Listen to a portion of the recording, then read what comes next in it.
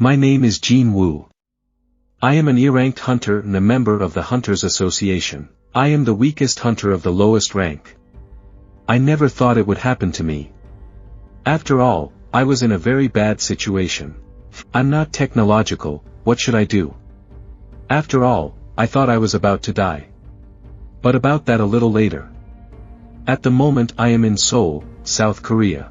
And if you ignore my slightly abnormal strength and regeneration, I'm even embarrassed to call myself a hunter.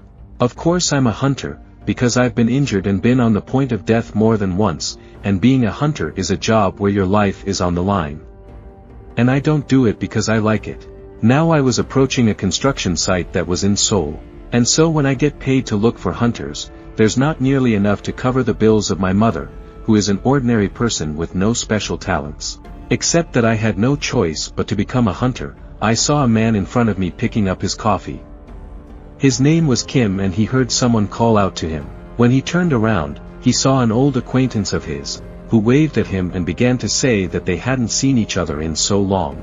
But Mr. Kim didn't understand what he was doing here, for he had left because he didn't want to be a hunter anymore.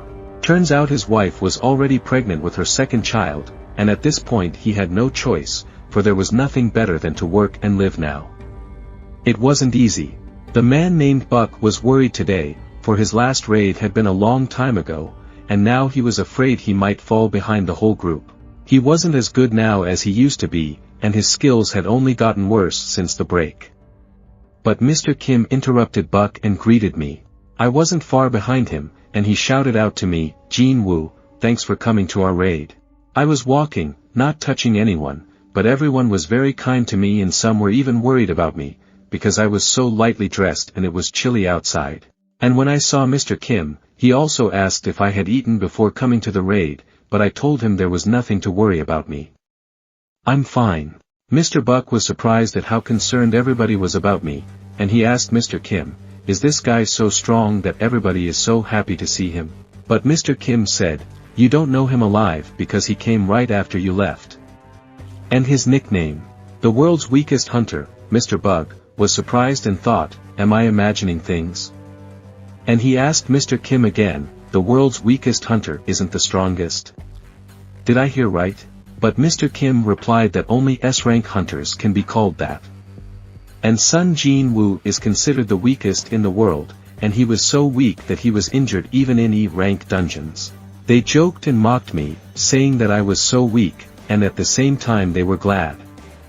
After all, if I came on this raid, it wouldn't turn out to be that difficult.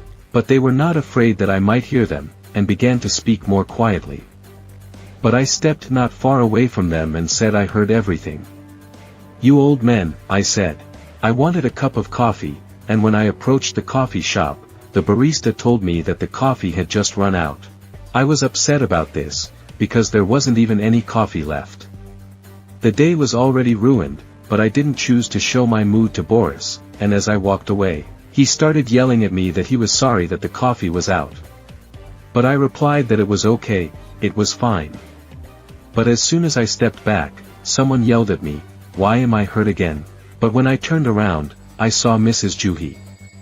She was going on this raid, too, but that wasn't the point. She started asking me what was wrong with my face again. I started telling her that I didn't know much, because it happened when I was hunting. And after that I even went to the hospital, but when we were in the Irang dungeon, I was the only one that got hurt. Months couldn't believe her ears how that could have happened, but I started explaining that everyone else was higher ranked. That's why they didn't even take a healer with them. The girl was restless, because even if they did, they really only didn't take him because they were safe themselves. But I told her it was all right. It's just that I'm too weak, and I'm used to it. I saw everybody starting to get ready to go out the gate, and I asked Mrs. Gihu to come up with the others, to which she agreed. Before entering the dungeon, Mr. Song began to say that we were going on a hunt, and although he was not well suited for it, he wanted to be the leader in this raid. The other colts knew that Mr. Sleep and Egorang were the tallest among them. So they were okay with that. After all, if it was Mr. Sun, they could trust him with their lives. The other guys in that group also said they were okay with it, and he could count on them. And the last one to say that was me. I asked him to take care of us. After everyone was in agreement, we started going into the dungeon. And as soon as we started walking, Mr. Song advised me not to get hurt and to stay behind the others, but I was okay with that. After all, I was the weakest, but I was ready to give it my all today. And as soon as we entered the portal, the accompanying staff began to discuss that Hunter Soon Jinwoo bothered them a little because we didn't give him coffee. After all, he was the weakest hunter of the Erang. Yes, the dungeons were also Derang. In all their time in the Hunters Association, they had never once seen Hunter Soon Jinwoo come out unscathed. The Derang dungeon wasn't that hard, and nothing bad was going to happen. A little later we were already in the cave itself, and for a month Juhi was asking me why I was so insistent on being a hunter. After all, battles like these are pretty risky. But when I apologized, she began to say that I shouldn't apologize because she was just worried about me. While she was healing me, all the other hunters were furiously fighting the monsters and massacring anyone who came near them. We'd been in this dungeon for quite some time, and the supplies were about to run out. I was wounded at the beginning, so I didn't really stand out in our group. When I turned around, I saw the guys saying that the job was done and it wasn't as hard as it seemed. But suddenly I heard Jihu start to ask if I had any reason. I continued to be a hunter, but I replied that I wanted to just for fun. If I stopped doing it, I was going to put a boring life in my mouth. I didn't want to tell her my real reasons, because that would make me even more uncomfortable. But after I said that, she started to get angry, because this amusement had almost sent me to the other side of the world twice already.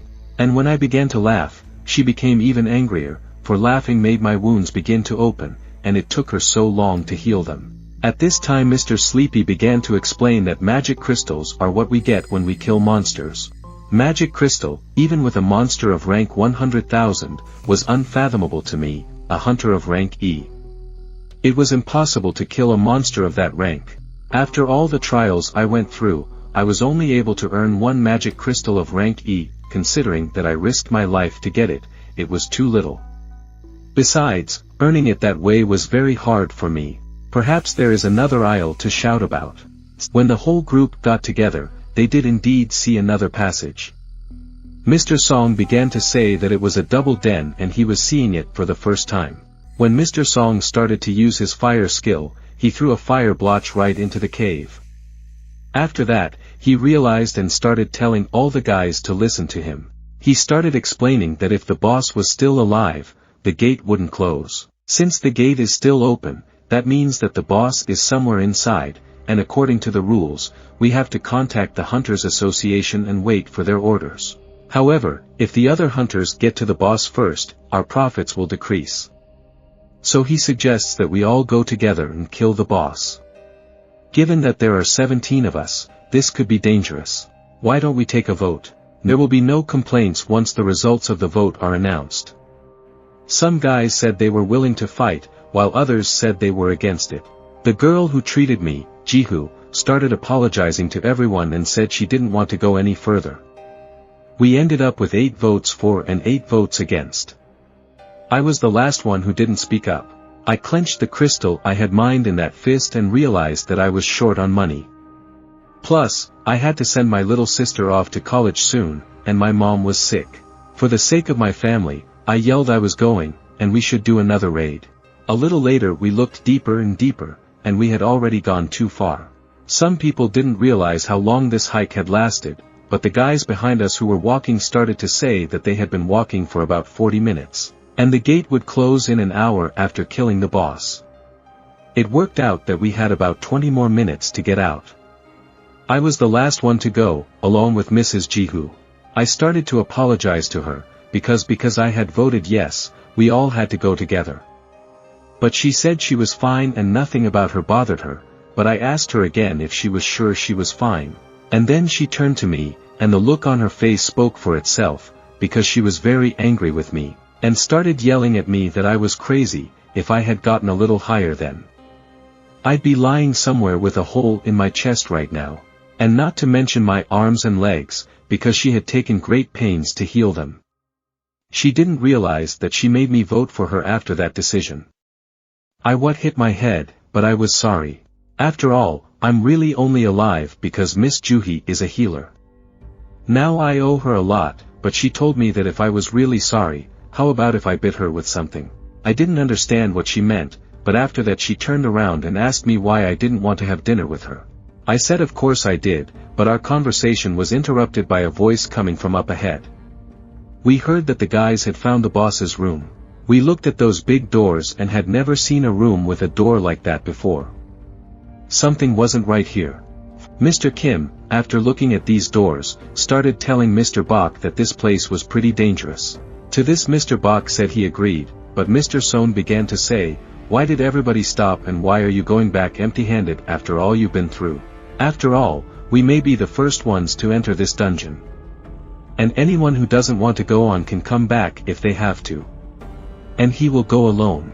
After these words, the other boys began to doubt, for they understood that Mr. Song's abilities were incredible, and he had an extremely aggressive style, even among hunters of rank. Yes, this old man, if he wasn't in his 60s, could have joined any major guild, and since we could only get here because of Mr. Song, everyone else decided to go along with him all the way. And when we opened the door to the boss's room, we saw it for ourselves. After that I saw a big room, but I had never seen a dungeon like this. The other guys decided to split up and explore the area. The room looked like no one had been here in a long time. Yeah, also the statues that were around looked creepy, and each of them had different objects in their hands, even musical instruments. There were really a lot of them here, and it freaked me out a little bit. But I also thought someone was watching us, and when I looked at the big statue in front of us, it was too huge. And I hoped it wasn't the boss of this dungeon, because it was too huge compared to us. We started to look around, but there was nothing here that resembled the presence of any monsters. But suddenly we noticed some kind of strange magical seal. I called Mr. Song over and told him that there was something written here and he should take a look at it. When we got closer, we saw a runic text on which was written about the commandments of the Temple of Kordanon. The first commandment read, "Worship the Lord," the second was "Praise Lord A," and the third was "Prove your faith." But suddenly Jihu's hand pulled me to the side, and she said that it was a huge statue, and her eyes just moved, looking straight at us. I hoped she was imagining it, but suddenly I noticed that it was getting too quiet and a little colder. When Mr. Sleep finished reading the last text, which said that he who does not keep the commandments can never come back alive, the doors behind us through which we had just entered closed. Now we didn't know what to do, and some of the guys couldn't stay here any longer. One of the hunters started saying, "What's going on here? This is some bullshit. Coming here was a mistake." And he started to walk away saying, "Boss or treasure or something, you can have it all for yourself." And as soon as he got close to the door, Mr. Song realized something and started yelling for him not to touch the doorknob. And at that very moment, one of the statues cut that hunter in half. After that, he couldn't even stand up. We were shocked by this, because we didn't think these statues could move. I was in agronomic shock, because I didn't think that we would have to fight these statues. I remembered Jihu's words when she told me that she noticed the statue's eyes moving. And when I turned around, I saw that the eyes of that big statue had lit up yellow. We're not qualified to know what's going on. After all, that big statue is moving. Oh, and we have to fight them, too. But how can we fight such big and terrible statues? And at that moment I remembered that the guy who was just killed had a D rank. It turns out that even though he was considered weak, he was still stronger than me with a rank like his. But he was killed in one fell swoop. It turns out that this dungeon is rank D at most. I've never heard of such strong monsters in a D-ranked dungeon. And it turns out that if all these statues are able to move, that big tumor that was near us was the boss of this dungeon. How are we supposed to deal with it? After all, we are too weak for such a raid. At this point I began to remember that this was not the first time I had found myself on death's doorstep. On my first adventure, I fell behind the group and got lost. Then I was shot in the back by an E-rank monster and was hospitalized for several weeks. I even nearly starved to death when I was trapped in a dungeon. Even though all these dungeons were by no means crowned, I was always putting my life on the line. When other hunters traded magic cores for better equipment to hunt stronger monsters and get more treasure, I was always trying. I can't do that. I was always without equipment, because buying a cheap ball did nothing for me and it broke quickly. And having a healer meant that all wounds would be healed if they weren't very severe. When I came back from raids, the other hunters would see that I was wounded again. Even in such a rudimentary dungeon, they felt sorry for the healers who went to ride with me, because they had to work twice as hard. Then I was dubbed the weakest hunter in the world, and even though I was a hunter, I was still useless, both the first and all the days that followed. When I came out wounded, I just ignored those isolated remarks and continued to do my job, which would eventually lead to my death. And maybe that's why I understood everything perfectly. And as I look into the eyes of that big statue, I made a decision to get rid of my past mistakes. I realized that something was about to happen, and I started yelling to my entire group to immediately duck and fall to the ground. After my words, the statue released laser beams from its eyes, and there was a bright flash in the room. The beam of light fell directly on us, but we managed to duck. And when that attack was over, we started to get up, but some of the guys still didn't have time to duck and were destroyed. When we saw pieces of their arms and legs lying near us, some of our group started panicking and screaming. Now quite a few people were dead. Mr. Kim barely dodged, and he realized that if it hadn't been for Jinwoo and his warning, most of us would not have made it and would have just been destroyed by the monster. Mrs. Juhi was lying on the ground shaking with fear. Mr. Song began shouting to everyone to stay down and stay in their seats. For if anyone got up, that big statue would attack again. Mr. Song was able to crawl over to me and started talking about Mrs. Juhi, that she could not cope with her fear, so he finds only simple shelter in the dungeons. Even though she is a healer in rank, it does not seem easy for him here.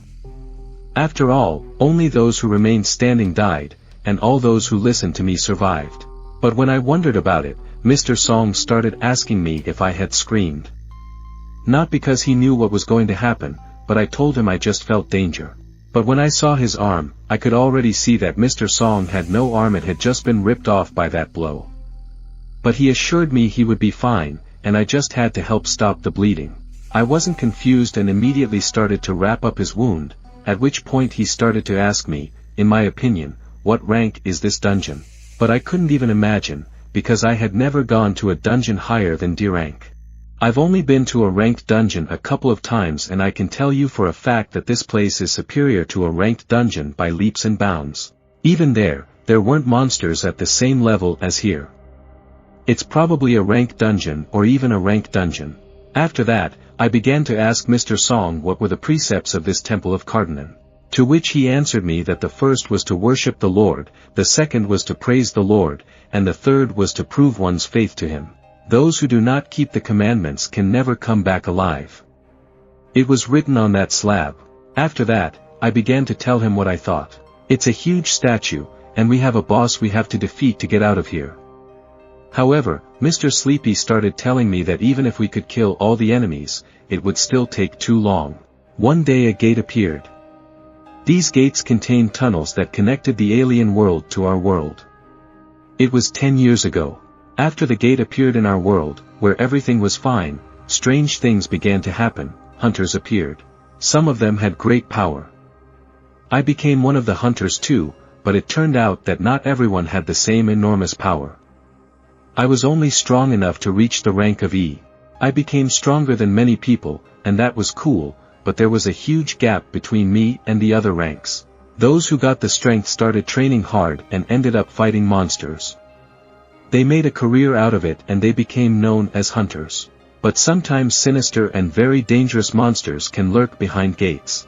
I turned your arm, but the bleeding never stopped. I don't know how else I can help you. I don't know what more can be done myself. I didn't think it would be this difficult. I only invited 3 healers and I thought we could do it faster. But it's so dangerous here that one of them was killed so brutally that there was nothing left of him. The second one was rendered speechless and went into shock from what he saw. The third healer, whom you know, can't get her act together. If she survives, this situation will haunt her for a long time.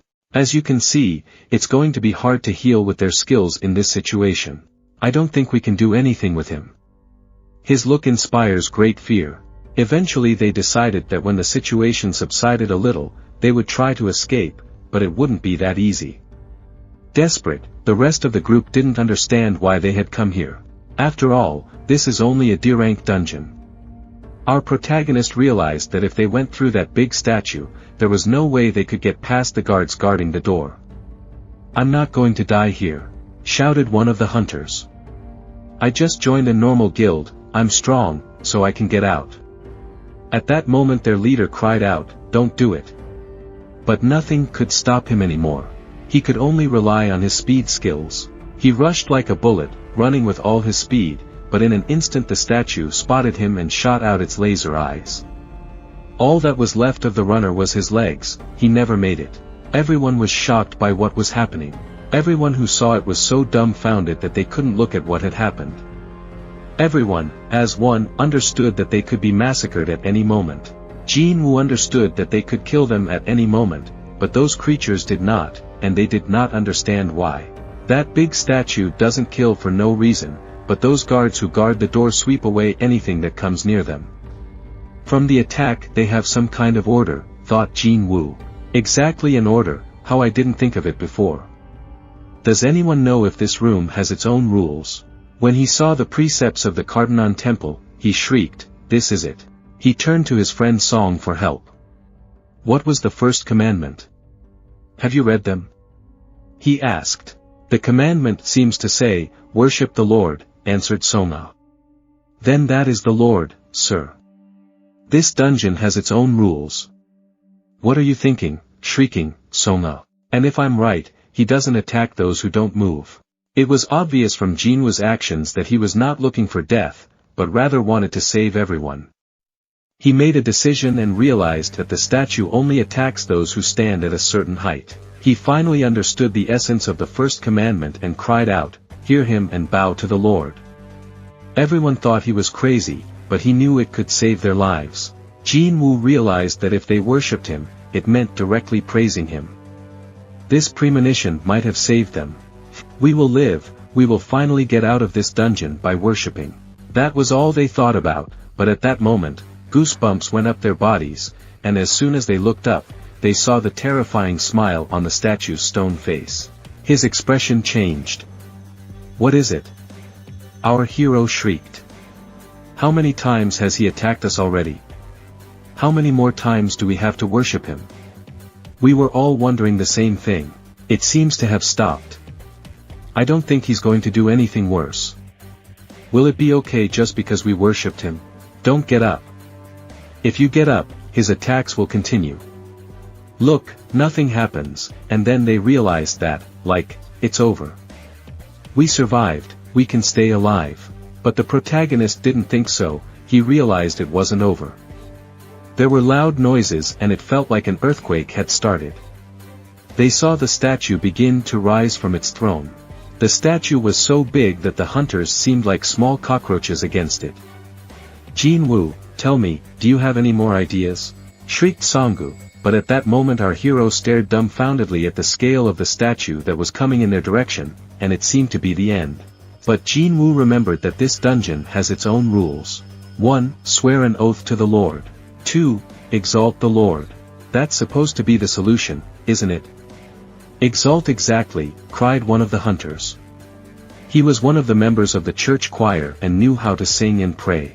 He pulled out his cross, which hung around his neck, and began to praise the Lord. They thought it worked.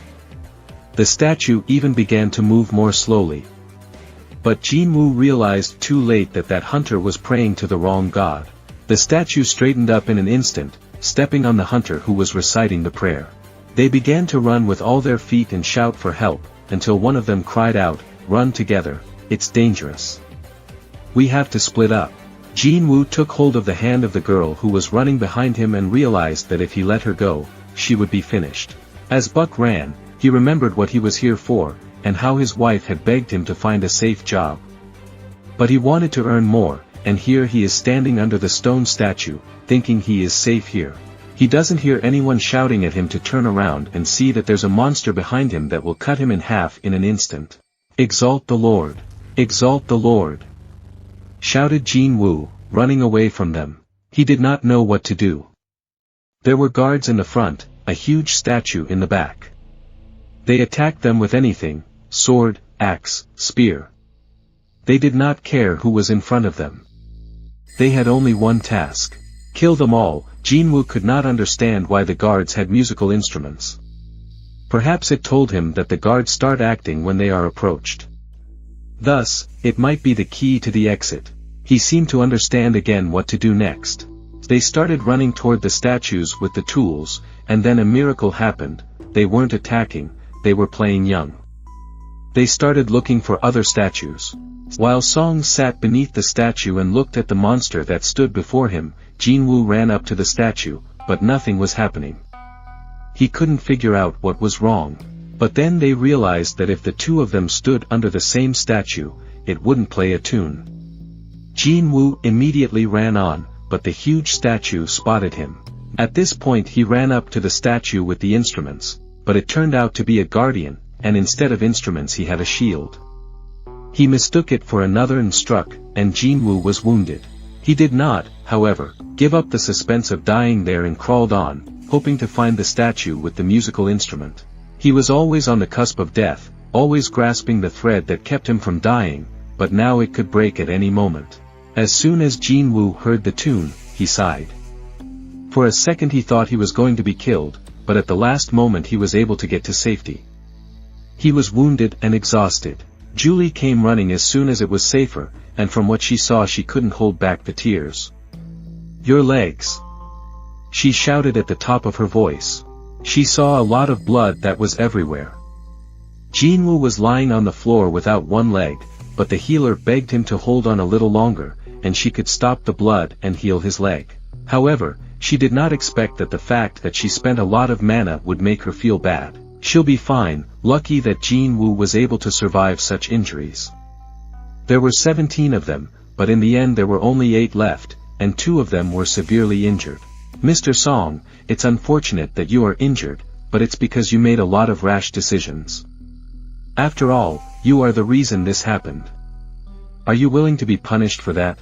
"That bastard is attacking again," the group of survivors thought. "Don't tell me he's attacking again." They felt everyone's legs buckle and thought it was an earthquake. But the monster lifted something off the ground. This was the altar on which the sacrifice was to take place and the final commandment, "Prove your faith." "This was the final test, no matter how foolish I was," said one of the hunters. "I know where this will lead." "Mr. Song, does this mean that someone has to sacrifice himself?" Aiming his dagger at Mr. Song, one of the hunters began to say that everything was his fault. He said that his 10 men had died in vain because of him and that he should take all the blame. Mr. Kim was right, and no matter what happens next, I'm willing to take responsibility. The only one who was against it was Jinwoo. He started screaming that it was mean to say he was guilty, since you all decided to come here on your own. At this point, Mr. Song walked into the circle of the altar and saw a strange light that lit up red. One tribe told Jinwoo, what could it mean? He asked the guys to help him get to the altar. They thought they were safe now, but the gate had opened a week ago, and it was unlikely the hunters could save them now. But these things will move before reinforcements arrive. The guild is not likely to dare send someone to check here so quickly. It's only a D-rank dungeon. The gates will open after 7 days. That means if we don't close it, all the monsters can make it to the surface. If we can't do that, that big statue can get out. Most likely, the ordeal will begin when all the survivors are able to enter the circle. So it did, once everyone was assembled and all the lights came on. There was a sound of the hunters shouting, "Did the door finally open and we could get out?" But now anything could happen. The statues that were standing still began to move. They slowly but surely watched the altar. They didn't know what to do, and there were so many of them, and a little bit of them began to surround them. The group of hunters began to realize that if they didn't look at the guards they would keep moving. The group of hunters began to realize that if they didn't look at the guards, they would keep moving. But what was that? She was able to run out of the cave, but the Jinwoo realized that if one person leaves the altar the lights go out and the gate closes a bit. Those commandments were hard, but the last one was very clear. When they went into the circle the lights went on and went out as long as the person left the altar. The hunter who stood and held the wounded Jinwoo could not endure and asked forgiveness, then rushed to the exit from which Jinwoo fell to the floor because he was missing one leg. He shouted, "Stay where you are or we will die. There aren't enough of us all to look at every statue." Jinwoo understood that. He understood that all the blue lights had to burn out and then the ordeal would be over. But it could also mean the opposite, that the doors could close back. No one would think that the weakest hunter could be so useful. Everyone looked up to him. Many died when they entered the dungeons, but those who survived, thanks to you Jinwoo, thanks to you, and I am alive, but I can't stay here anymore, I have a family too. I can't die here, Mr. Kim shouted to Jinwoo, but all he heard was sorry. He ran off and threw the rest of Jinwoo to his death, dumbfounded by such